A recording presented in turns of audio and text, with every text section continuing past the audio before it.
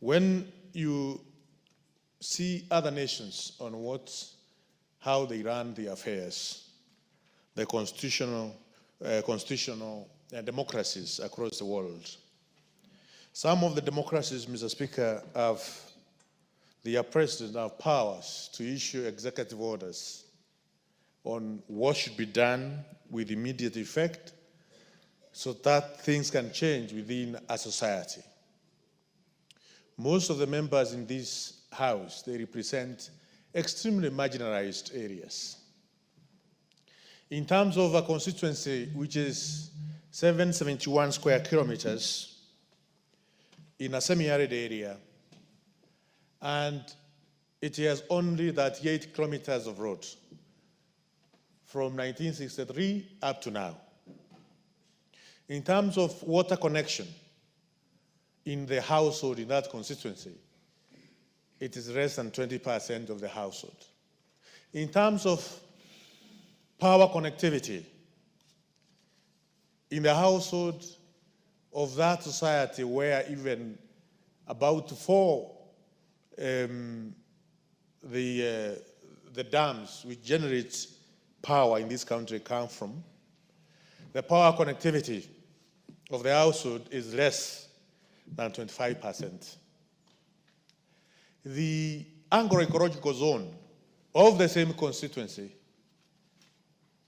does not support the agricultural activities in terms of maize growing, beans growing, cereals which are used in our community, in our household on a day-to-day basis, that we can have 5-7 seasons which are filled consecutively. You find, Mr. Speaker, the children of of this community I'm talking about, which I represent, who are born gifted, bright children, are marginalized.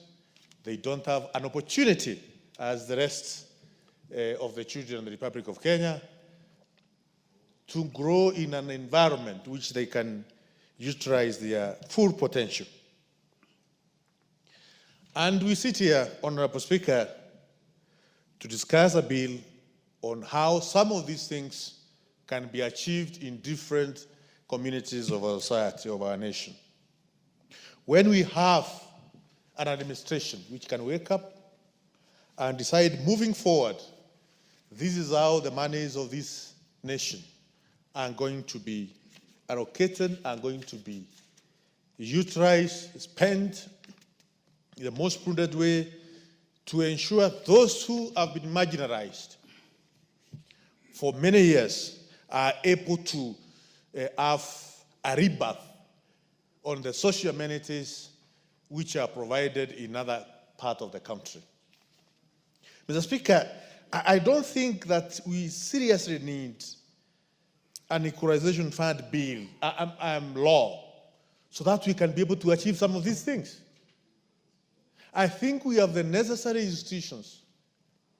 We have an extremely powerful presidency, office of the president, given powers by the people of the Republic to utilize the resources in the most prudent manner.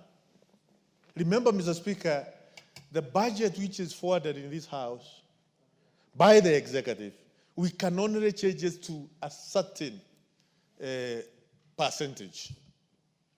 And I understand it's not more than 5%. That demonstrates how powerful the executive is. So, Mr. Speaker, yes, equalization fund law is needed. But also we need to ask ourselves, what is this we have not done? What is this we have failed the people of the Republic? Why should we have a semi-arid constituency of 771 square kilometers with that 80 kilometers of tarmac road in the year 2025? When we have some other areas which have tarmac road of about coverage of 70, 80%. So, Mr. Speaker, yes, our Constitution talks about equalization fund. The framers of our constitution, in their own wisdom, as well as the people of Kenya, through the promulgation of this constitution, adorned themselves the provision of our laws that we have equalization fund. Mr. Speaker, it is now 14 years, 15 years, it's now from 2013 to now, it's over 10 years since we enacted our constitution, promulgated our constitution. One of the things which we are supposed to do immediately as a people, as this house, is to ensure how this equalization fund can be utilized. But it has taken us ages, a decade, to be here discussing this. I think, Mr. Speaker, it's shameful. We are letting down Kenyans. The people we represent, we are letting them down. Because this constitution was promulgated 2013. It is now over 10 years, a decade. This constitution talks about equalization fund. But we are failing our people in many aspects. And I think it is very important, Mr. Speaker,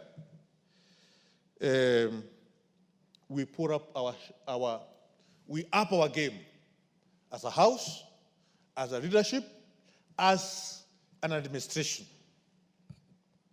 Finally, Mr. Speaker, how true, we have many funds at the moment, very many funds. Women fund, youth fund, constituency development fund, sport, I don't know. We have several funds across our laws which have enacted. We are now coming up with another fund, giving it a very nice name, Equalization Fund. Yes, our constitution talks about it. Yes, it has been there. We are now doing coming up with the administration aspect. Even if it has been there, I have not seen anything which this fund has done for the last 10 years. We were talking about the equalization money before we went to the recess and the dispute which arose because we could not agree. So if this fund has been there, we are coming up with administration rules and regulation on how it can be managed.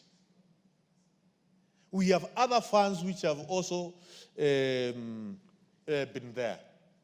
And recently, the cabinet came up with a number of funds which should be merged, others done away with. Because they are failed Kenyans. Because they are failed Kenyans.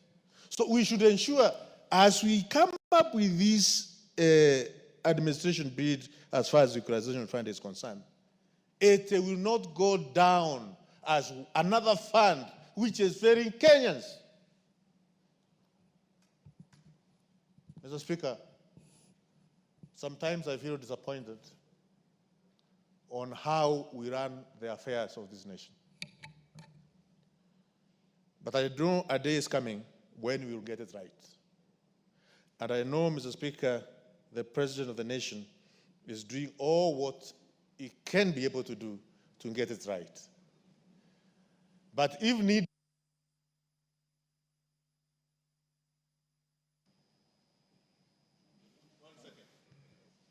give Honorable Ruku 1 minute. Thank you, Mr. Speaker.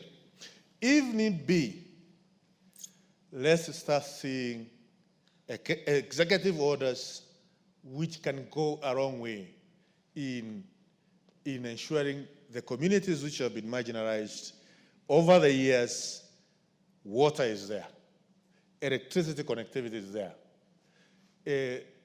proper roads are there. We can't wait until we have this so that we achieve some of these things.